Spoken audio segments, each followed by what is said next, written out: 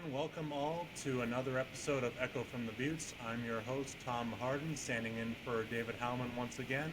With me, I have Andrew Hayslett and Austen Bundy, and 2-0 in Big 12 play for the Sun Devils. It is an absolutely great feeling. Beat beat a ranked TCU team, came in number 24 in the nation, and I want to open up this show with a public apology to our secondary.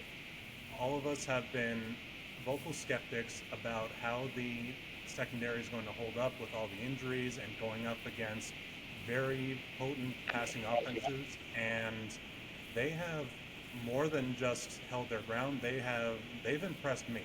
I was looking through stats and I saw for the Texas State game, entered the game with 530 yards of total offense, held them to 303 yards. At Baylor, entered with 517 yards per game. We held them to 357. TCU on Friday entered with 516 yards per game, held them to 269, beat them at their own game. This defense is holding these teams at least 150 yards below their per game average and doing it with a lot of pieces missing in the secondary. So I, for one, am just absolutely impressed and want to see these guys keep going like this. Austin, we'll start with you. What's your takeaway from that? I mean, can you just think about it? Imagine when these guys are fully healthy, how much better this defense is going to be, and all the different packages and all the different personnel Kenny can throw out there, especially if he wants to confuse offenses. If these backups, if a lot of these guys who were coming in second stringers, guys with the next man up mentality are showing out the way they are right now, I mean, just imagine when they're fully healthy and they're expecting one set of defensive looks and you get a completely different one and they're all holding up at the same time. I mean, like you said, very impressive and it's very heartening moving forward into the rest of the Big 12 slate. Yeah, the defense is really impressive now. Like you said, Austin, this team's gonna be really deep. This team's too deep is just, I think, pretty good. We saw, what was it, 13 tackles for loss last game, held TCU to only 12 rushing yards total for the whole game. I can count that on all my fingers and toes, which is, if I can say that about any, if you're holding a team rushing or passing, that means you did a pretty good job, I would say. I don't know, but at the end of the day, the defense stood out in a big way. Got a lot of playmakers, especially the Prince Dorba sack and take your Christmas gift from you fumble and recovery there. Well, and Austin, you brought it up pre-show how a lot of the credit also goes to the defensive front, and I'm in full agreement with you there. 6 sacks of Josh Hoover, 13 tackles for loss. They held the TCU rushing attack to under 20 yards net for the game. Granted, TCU's rushing attack wasn't the best that we were going to face, and that's something that we talked about in our previous show on Friday. But anytime you're holding a team under 50 yards rushing collectively is a major accomplishment. Yeah, absolutely. And I mean, the fact that they had that clutch strip sack at the end there of Hoover, like easily one of the biggest plays of the season right there. I mean, I there was a second where I thought, okay, we're about to get reverse Baylor here. They're going to go down the field and kick a game-tying, game-winning field goal or something. And it would just be our luck back-to-back weeks to have that happen against us. But for the defense to step up the way they did, for them to be able to get to the quarterback as many times as they did, frustrate that offense, and cause a lot of mistakes, huge credit to them, and I'm just excited to see how much more they can really pressure some of these high-powered offenses that ASU is going to go up against as they continue their title defense. And I'm looking forward to seeing what this defense can do against all those offenses, like you said. But the one thing I want to see them face is Texas Tech that we'll see here, 2-3 weeks. I think they go to Utah after the bye and then face Tech at home, which we'll know more about these teams further down the road, obviously, with more games being played. A lot going to be changing in my Big 12 power rankings, so I'm going to write on Devils in detail that this podcast is not associated with. But you can check all of our work out there. Probably going to plug that. But yeah, a lot of interesting things happening within the Big 12. Texas Tech obviously not playing, I believe, last weekend, if memory serves me correctly. But yeah, just a lot of this team. We know now, like, a lot about Iowa State now is, yes, they're good. Arizona, even though they started off 3-0, they said, oh, maybe they can be good, but the way they just looked out came against Iowa State said, yeah, this team is average or so, which is obviously an improvement from what they were last year, but they still are improved, which and have good to go. So I just want to mention them. Among other teams, UCF was a team that I thought, oh, they're going into Kansas. They should win that game, or Kansas State rather. They should win that game. No, just kind of shows how the Big 12 just is versatile, so versatile, or volatile is the right word, and things can happen at any given week. No really weeks off in this conference, so I think we'll see that kind of play down further down the road past those Texas Tech, Utah, Houston games, into those ones that Arizona State's going to take on your West Virginia and Arizona and Colorado, etc. Well, and looking at the Big 12 as a whole, this is Arizona State's 8th straight win against Big 12 opponents, and we have our best conference start since 2012. How are you guys feeling now about that title defense compared to where we were feeling on Friday? We were a little bit cautious. Some of us were more cautious, some of us were more optimistic. It's me, I'm the optimistic one. But where do you guys see us now in terms of that title defense after Friday's win? Some people are not going to be happy with me, but I'm still in the same spot. Talk to me after the Texas Tech game, and then we'll start getting serious about it. You've got a bye week this week that hopefully Kenny's going to help coach up some guys. A lot of guys are going to get healthier. We should go to the Utah game and hopefully take care of business there. I'm still a little iffy about that. That could be another trap game type, just given how Utah is just inevitable when it comes to college football. Last year was the exception, I believe, because of injuries and there's only so much that Kyle Whittingham can do. But he's got a healthy roster. He's got a much improved roster, I believe. I think that's going to be a much tougher game than people are going to realize. And then if you do come away with that victory, Texas Tech at home, it's going to be the same thing as we just saw in this TCU game, except it's going to be on a Saturday. If ASU gets those 2 wins, I believe they are destined to go back to the championship game. Yeah, I agree. Just got to get those 2 bigger teams, I would tend to say. But yeah, got to rattle off. You can't just say, oh, this team's a guaranteed shot to make the Big 12 championship game. No, there's still a lot of football left to be played. 2 games are only, not even a third of Big 12 playing yet. So, like I said, it's a long way to go. I know Utah's like Arizona State on a bye week this week. So, let's kind of just say Arizona State really doesn't have an advantage of having the bye week because Utah also has that going for them. Or if you want to call it a disadvantage, same thing. It really doesn't matter that they have the bye week this week because Utah is as well. Just something to look out for. Just Utah is always a good team. Last year rather, they weren't, but they've got a lot of different faces there. New offensive coordinator, new quarterback, and there's so much else different with that team as well. You can't say, oh, this is with really any team pretty much, this is the same team year after year, because no, the guys leave and get old or transfer or aren't good, or they bring other people in, freshmen transfers in.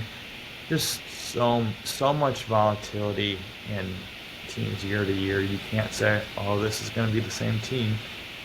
Well, it is to an extent, but it's not really. There's so much change. Continuity is not the word of the college football anymore. I love how Andrew says when you get guys getting old.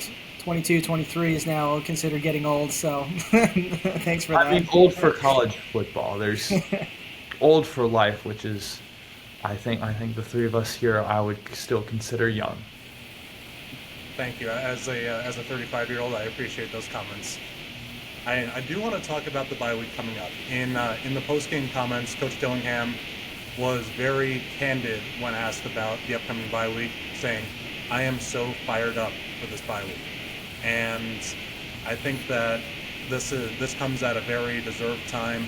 Gives the team time to just get some rest, get guys healthy again. Hopefully have Montana Warren back for the Utah game.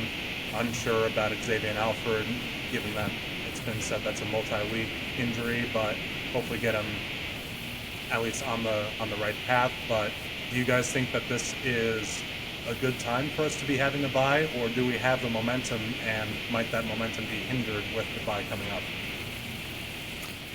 To a degree, I believe momentum is a big part of this, but this is where Kenny's going to have to prove that coaching and rest are going to be more valuable to this team. I think they're going to be okay. I mean, if you were going to be exiting the bye week going up against Texas Tech, then I think you might be talking about a problem. Just because you're going into a really high-powered opponent, even though you're at home. Going on the road to Utah is not easy either, but I do believe that it's a little bit more manageable than if you were to have to jumpstart yourself again against the toughest Big 12 opponent you're going to be facing all year. I think buys around this time, because this is a week 6 bye, I believe, that we're getting, and it's a roughly half-ish way into the season, a little bit before. I think it's a good sweet spot to have it, because you've already established yourself in conference play. You're allowing guys who got banged up earlier in the season to rest up a little bit. You can coach away some of those mistakes, some of those habits that you started to see earlier in the season. So I believe that this is the right spot to have a bye for us. I don't think it's going to be as detrimental as a lot of people like to make it out to be. I think the only way this is going to be detrimental is in the eyes of the AP voters, just because we are sitting at number 25 again. We got ourselves back into the rankings. But you could easily make the case that AP voters are going to drop ASU out of the top 25 if there is no movement in the 4 teams ahead of us, which I believe it's UVA, BYU, I don't remember who's ahead of them, and then Notre Dame. But if any of those teams hold on to their spots and wins, and then somebody in the previous group with that's receiving votes, like an Auburn or South Florida or someone like that, happens to pull off an upset or beats a higher ranked team, that's where you could see ASU lose its spot, just because they were on a bye that week. Well, while we wait for Andrew to come back and join us, looks like he's having a little bit of technical difficulties. I'll run through those teams that are immediately ahead of Arizona State in the top 25. Starting with number 21, we have a 2-2 Notre Dame. At 22, a 4-1 Illinois. At number 23, an undefeated BYU at 4-0. And then 24, a 4-1 UVA. Others receiving votes, we have that group of 5 lurker in South Florida, right outside the top 25. They received 53 points in the voting, and Utah is right there at 52.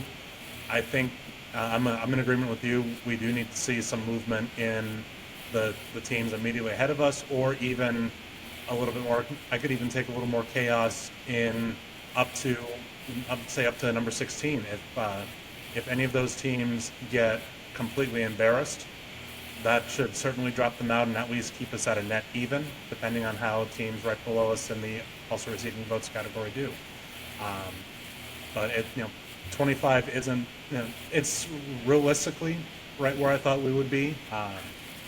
Plugging our upcoming more important devils in detail top 25, I had us ranked a little bit higher, give us a little bit of a buffer. I won't completely spoil the rankings of where I had us, but it's very much in tune with where I thought that we would be.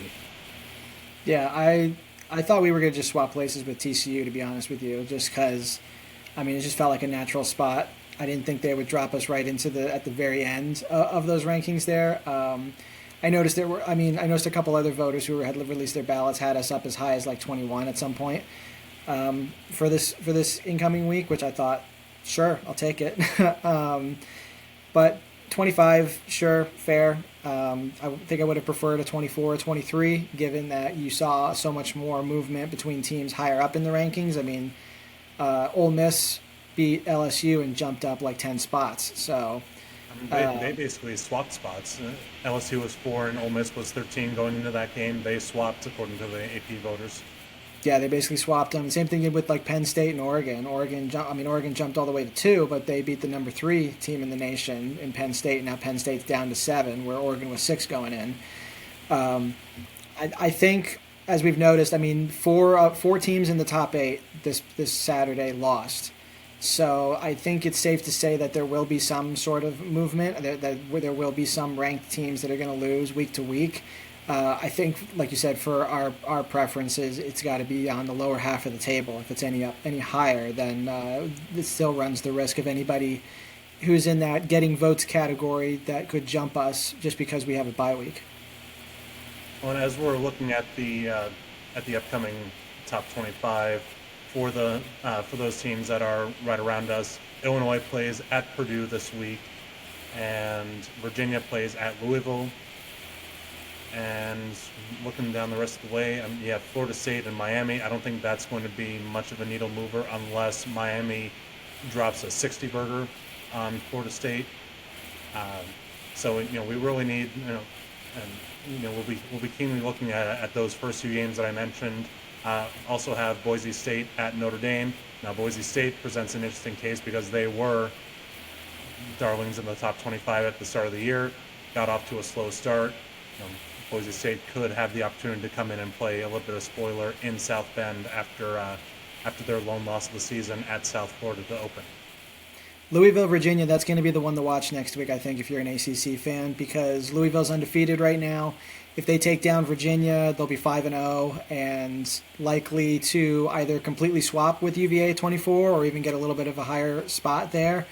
I think that's going to be a really interesting one. And I think even if Louisville, I think if you're an ASU fan, you're rooting for Louisville there in order to bump UVA down a little bit.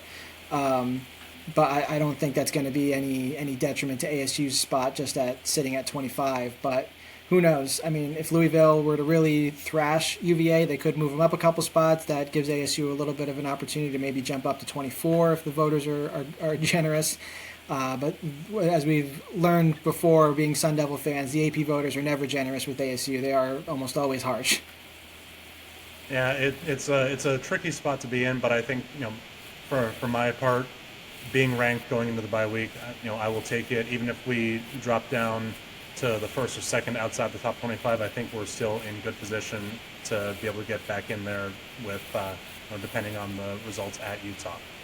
I want to go back to some of the comments from after the game, and with Jesus Gomez missing two field goals earlier in the game from over 40 yards, you could say that the weather was a little bit of a factor. It did pour heavily pregame, and it was very humid. It wasn't the typical September weather that we are used to having here in Tempe, but Coach Dillingham had very glowing words about Jesus in his post-game comments. Absolutely zero doubt ever he was going to make the kick with the game on the line, talking about the field goal to win it. And Kenny later went on to add that if the kick was from 56 yards with the game on the line, he still would have no doubt that Jesus would be able to convert it. What does that say to you about how Kenny feels with this team? I right off the bat, I feel like it's a complete 180 of where he was standing last season when he was ready to go to the student body for kicker tryouts. I mean, I would rather Kenny have confidence in a kicker, even if he's feigning it by 10%, just to avoid that storyline all over again. But I mean, I give Jesus a lot of credit just because the angles where he missed those two field goals were a lot tougher than I think a lot of people give him credit for. I mean, especially being a lefty, like it's not easy going in there and having to kick lefty on certain hash marks or certain sides of the hash marks where he got trapped a little bit on those first two. I mean, I think the announcer said that as soon as he shanked the first one, he was going to pull the second one automatically, just using a golf metaphor. That if you shank your first one, you're automatically going to be pulling your other one to the right.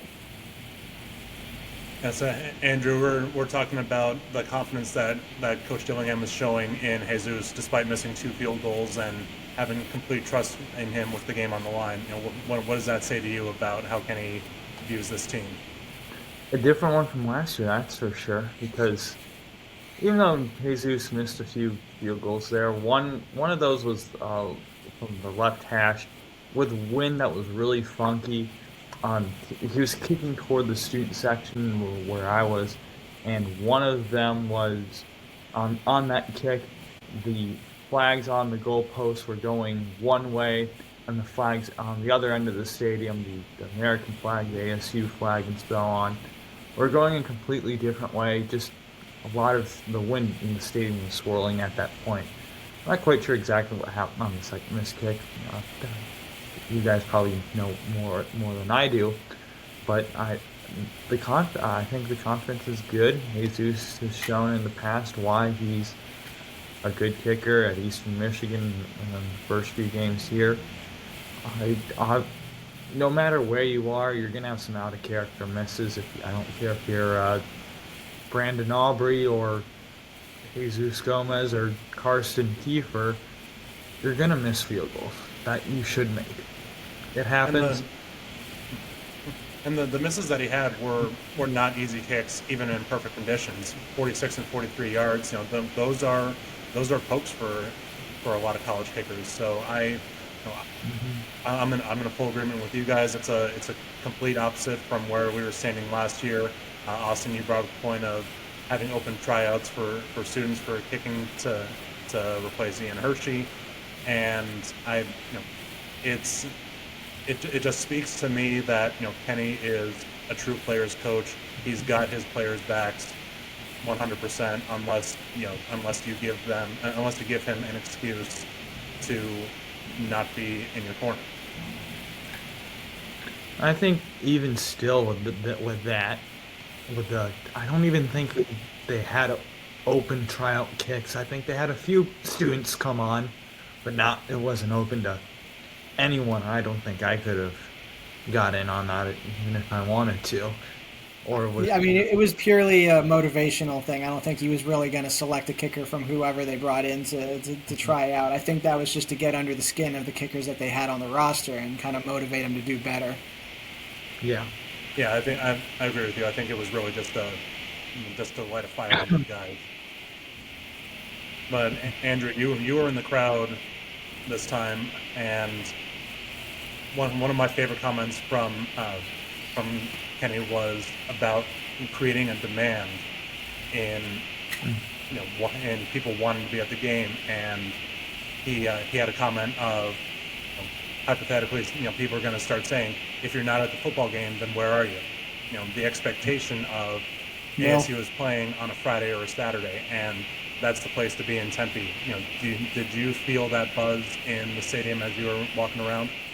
Yeah, when I got there, I think it was an oversell to standing room only. It's like these people are actually standing versus finding an empty seat somewhere to sit in.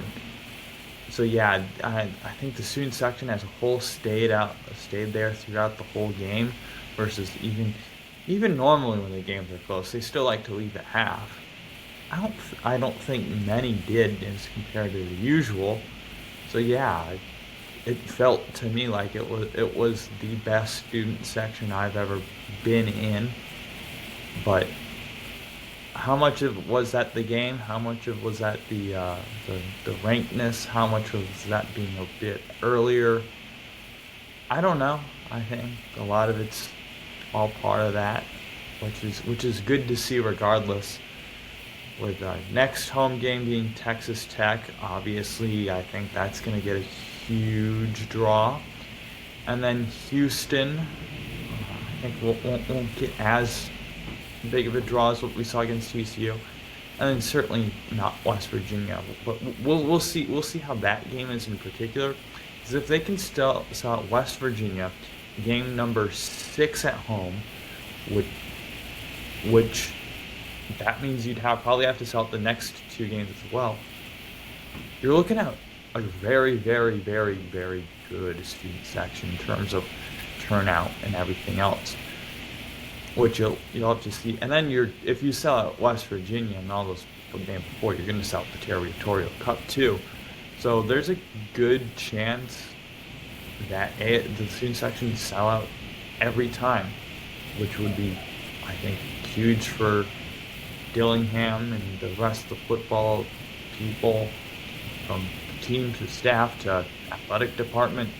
It would be really cool to see if they could do that. And even looking ahead to the Territorial Cup, we have an announced start time of 7 p.m. on that Thanksgiving Friday. It's going to be a crowded day in Tempe for athletics. I'll be doubleheading, going from hockey to football. Tempe is definitely going to be the place to be on Thanksgiving Friday. Forget going Black Friday shopping. This is the true Black Friday. Forget that random NFL game on Prime on Black Friday too. Doesn't get relegated to Prime anyway. Nobody cares about that. Is that a 7 p.m. local kickoff or? 7 p.m. local, yes. Oh man, I got to stay up till 10 o'clock on that Friday. All right, I'll do it. I'll take one for the team. I mean, I wish those games are a little bit earlier too. Either if I'm a fan or covering. They always used to be. There used to be like 3-4 o'clock kickoffs local. I remember, like for the longest time, that game was always a day game. I don't remember it ever being prime time except for maybe my sophomore year. It was a night game when it was down in Tucson, but that's the last time I remember it not being during the day. I'm thinking of that same one. I think 2016. It was a 7 p.m. kick down in Tucson. My best friend and I drove down to Tucson for that game, and I really that's a very forgettable game otherwise. But even last year and the last few years have been 1 p.m. kicks. So I think being a 7 p.m. kick is going to drive the urgency to be in the stadium for the game, because you're not going to be caught up with whoever does decide to go Black Friday shopping or whatever else is going on throughout the day. Like it sets a high standard of this is the event to be at, and I for one really like that. I do too. That's fair. I feel like the one thing you're always competing with is who's going to Mill on a Friday night or something like that, or who's going to Mill on a Saturday night. So, I mean, that's where Kenny's marketing comes in and convincing students, like, this is the place to be. Like, Mill Avenue will always be there. Like, the bars aren't closing much longer after the game ends. So they're trying to convince students to go to the game and be like, stick around until at least start of the fourth quarter, see where we're at, and then you can leave. Yeah, you can go to Mill at 11 o'clock. You still got 3 hours until last call. Mill Avenue is pretty much hopping 365 days a year. There's only 7 Saturdays where ASU football's playing Mountain America Stadium. So, supply and demand. I want to pivot back to the overall play of the team, and back to Kenny's comments in postgame. He said, "We're winning games and not playing our best football." I want to put that in perspective. Just imagine what this team would look like if we were firing at 100%. We didn't have the best performance against NAU. That's not a knock on NAU at all. They are a top 20 total offense in FCS. We got our butts handed to us metaphorically on the road in Starkville. I think that's really a case of just the environment and not taking Mississippi State as seriously as the team should have been. But you've got three straight. They took Tennessee to overtime too. I mean, I give them a lot of credit. That loss looks a lot better now on ASU's resume.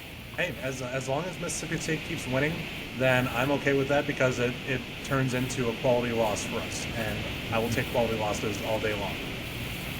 But we've had 3 straight games against the state of Texas, and it seems like this team is gelling a little bit more and more each week. Do you guys get the same impression as I do? Yeah, absolutely. I felt like we saw the defense really. This was kind of a click week to an extent. They've still got some work to do, but I felt like the defense as a whole took a step up. Offense was good. Still need, for me, I think the biggest takeaway on what they need to improve in particular is that red zone offense. Even from within the Austen to the 30-yard line, is that they've kind of just been a little iffy with I felt like they've sometimes gotten a little bit too cute with things with play calls. I don't know how you guys feel, but that's something I would see. But overall, this team's firing off at what feels like a 8 out of 10 for me right now.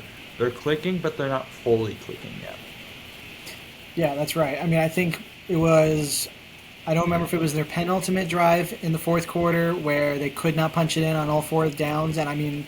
I can't even say that they tried to punch it in because they threw, I think, on all 4 downs, and it didn't make any sense that they didn't run the ball more often because they were within the 5-yard line. Like, it didn't make sense to try and fool TCU on any of these quick out routes or button hooks that you're trying to throw some picks around. Like, just hand it off to the biggest running back and try and make a hole. Like, throw 2 tight ends in there to block. Like, it doesn't make any sense to try and throw the ball in those situations. You have Sam Levitt too, who has some really strong legs. Like, if you want to tush push this thing, go ahead. Like, it didn't make any sense to me that Kenny was getting, like you said, Andrew, starting to get a little cute on some of these play calls when some simple ground and pound football would have gotten them into the end zone. That being said, I mean, in the first half, I thought when they were down 17-0, okay, this is going exactly like I thought it was going to be when I was the pessimist in the predictions. And then towards the end of the first half, the offense started to click a little bit more. They got 14 points, and it looked like, okay, they're starting to wake up a little bit. And then the second half, they were a completely different animal and looking more and more like the team that we saw at the Peach Bowl last year. And like you guys have said, I mean, can we really just imagine what this team's going to look like if it's firing on all cylinders? Granted, I can't really remember any teams with high expectations in the last 10 years that started slow, and so many people were like, just wait until they start firing on all cylinders, like they're still alive, like they can really do this. I don't remember any teams like that have actually ended up firing on all cylinders when they needed to. I mean, I hope ASU is the first one to do that, but it feels like you kind of have to, like, if you got it, you got it, and you kind of have to have it right from the start and all the way through. Otherwise, it just doesn't seem to be sustainable once you start figuring it out late in the season. Well, I for one am glad that the game performance did not turn out to be exactly like you had predicted on Friday. Not gonna lie, I was, as soon as we went down 17-0, that creeping thought came in of someone's right. What do we do about this? And then slowly but surely, chip by chip, you're never going to get 17 points back in one drive. It's impossible. But this team showed me real grit and real determination in just never giving up and making the plays that needed to be made at the right time. The red zone offense does still bother me. And in Sam's post-game comments, he took it on himself for some of the issues in the red zone, saying that he needs to go through his progression more and work through the back line on those pass plays down deep. How much of that do you think is accurate? How much of it do you think is completely on Sam? And how much of it do you think belongs on Marcus Arroyo and the calls going into Sam? I think Sam, whether it is his fault or isn't his fault, is going to say it's his fault, because that's the type of leader he is. He always wants to be the best, and he's going to be one of those guys say, oh, if something goes wrong, it's on me. Whether it is or it isn't, or just, I would say it's more on Marcus Arroyo and Kenny Dillingham, the play calling that they're drawing up there. And for me, it's just it's not doing it. But if it's not working, yeah, Sam does need to improve a little bit. But I don't think that's the root of the problem. I think it's more of a byproduct of the main issue. And for anybody within the football program who might happen to come across this, I want to go on record as saying I am not saying this is all on Marcus Arroyo. I think that the play calling in large part is still great. It's just tweaks down in the red zone. That's what I see. I agree too. Like 95% of it is clearly working. It's just the 5% that's not. Just happens to be in a bad place, which I obviously know that they're doing their best if they can, which better than I can do. That's for sure. I can do too. I feel like there's also a degree of a mix of poor execution and just great defense. Like, give TCU a lot of credit for when they were like making good plays on a goal line stand. I mean, they got desperate. They were an animal backed against the wall, and they did exactly what a team should do in that situation. And so I feel like there's a little bit of credit that belongs to just going up against a good defense. I mean, those play calls could have worked 9 times out of 10, and we just happened to see the 10th time each time they called it. Absolutely, I agree with you there. And to the point about go with the ground and pound game, I don't think Raleek Brown is quite that ground and pound running back down in the red zone. Again, no discredit to him. 22 carries for 147 yards. Fantastic game, explosive runner in the open field. But I don't think the ground and pound game in the red zone is the best fit for him. I think he's much better utilized as a receiving back coming out of the backfield on those short passing plays. Yeah, I think that's where you bring in Kyson, and I don't think Tanya Udo got a single carry all game, but that's where you bring in those bigger, bulkier guys, which Raleek Brown isn't. That's just how he's built, but try something different. I think that could work. Even if you have to bring in an offensive lineman and then give the ball to him. Run him as a fullback. Yeah, fullback, just something different. I think the Sun Devils are considering that could work for them, and we'll see what they bring out against Utah in 2 Saturdays from now. For the passing game, we've been saying for weeks and weeks, don't feed the ball 100% through Tyson. But I think that this was a game that we needed to have the offense go through Tyson through the air, and it worked out incredibly well. 8 catches for 126 yards and both touchdowns. That 57-yard receiving touchdown was a thing of beauty from my vantage point up top. I'm sure down in the crowd everybody was going crazy, but I loved seeing that performance out of Tyson. It was the Jordan Tyson that we have been expecting all season long. Yeah, and I mean, they didn't force it to him. Like I said, if he was open, throw it to him, and he was open a lot. I mean, Sam found a lot of space for him to operate in. I think there was only a couple incompletions where you could potentially find fault in throwing it to Tyson at that point. I think the only one that I think you can ever criticize anything for was when he went up for the one-handed catch in the end zone. I mean, I know the announcers were like, oh, you got to go up with 2 hands and bring that down. I mean, in his position, he was never going to get both hands up high enough for the ball. But that may have been a situation where Sam didn't necessarily need to try and find number 0 there. He could have ran it himself or found a different option. That was a blown-up play.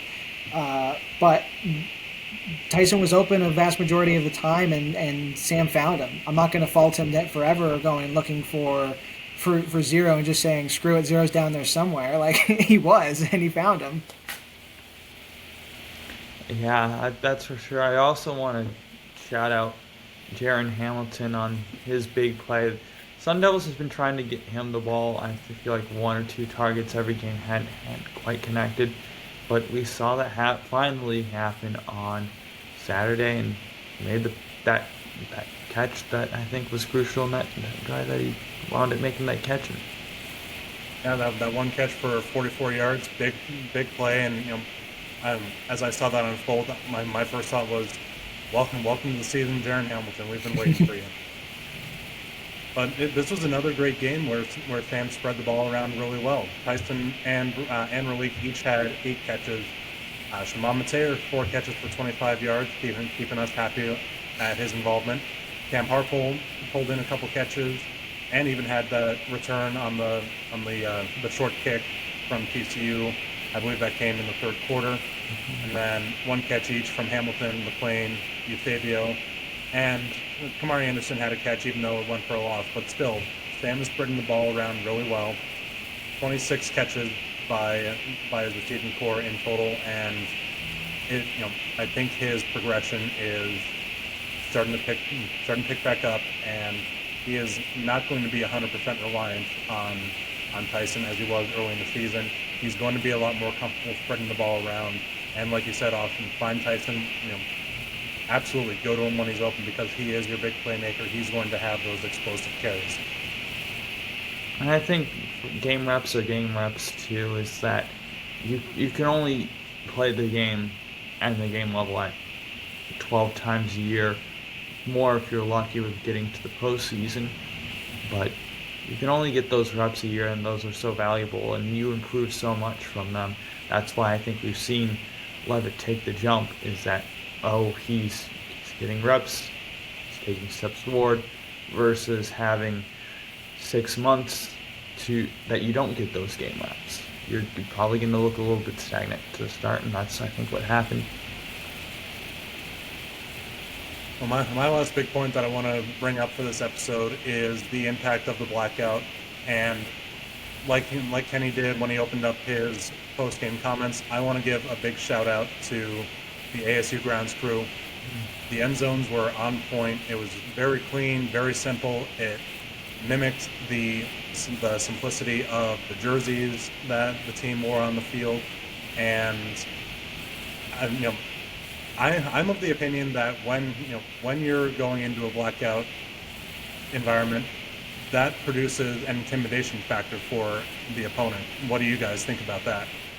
100%. I mean, it's all there's the look good, feel good, play good for the players, but also like for the environment that fans are going into, and just the vibe in general. The field looked fantastic. I mean, ASU has the best fields week in and week out. Like, there's like debate a wall. That grounds crew constantly has that place looking pristine. I'm still of the opinion that the big Jumbotron was not worth getting rid of all of those big seats and making Sun Devil Stadium look a lot smaller than it used to be just 10 years ago.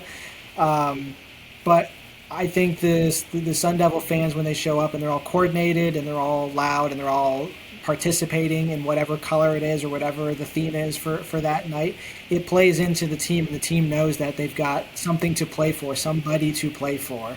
They've got a community around them that is rallying and supporting them, and it really it puts ASU closer to the level of environment you're going to get in the Big Ten and in the SEC. Saturdays are a religion, communities and environments, and ASU has been trying for so long to get to that level, and I think we're in a position now where if fan engagement is on the rise again, and if ASU's play is consistent and continues to be as successful as we saw last season and carries over consistently, Tempe's going to turn into one of those Saturdays as a holiday type of towns. And you're going to start seeing more and more of the fans staying through the whole game. You're going to start seeing that the ASU fan base grow, and the games being one of the hottest tickets in town. And I cannot wait for the day that ESPN comes on for a primetime game and puts us on a similar level to the type of environment you're going to get when you go to the Big House, or you go to Ohio State, or you go down to Tuscaloosa. I know we're never going to match them, but I think ASU is capable of at least mimicking that kind of environment. Yeah, I'd love to see a big noon kickoff or college game day come to Tempe. I don't remember the last time. I don't remember it, but I know the last time was like 2007 when they played Notre Dame. If I'm certainly right, that was the year. But Game day didn't come for that one. game day did not come from that one. No, I believe they've only been to Tempe once, and I think it was like a 2005 or 6 game against USC. That's the only time I remember them coming. I think that sounds about right when the Matt Leonard and Reggie Bush years. Yeah. You're probably right on that. Memories, memories of stuff happened when you were 2 is you're not going to remember that much. But regardless, it's overdue. Yeah, it's nice going to Alabama every year, but I can skip a year of Alabama, right? We know what Alabama is. Let's give some of the other people a chance.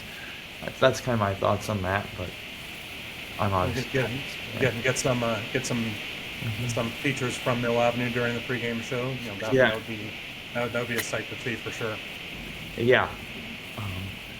Kind of going off what you said, Tom, about the ground screw. Yeah, they did a great job. Had the tarp out there, which I didn't know they had a tarp for Mountain America Field. That's new to me. It makes sense to me because you've got to be prepared in any contingency.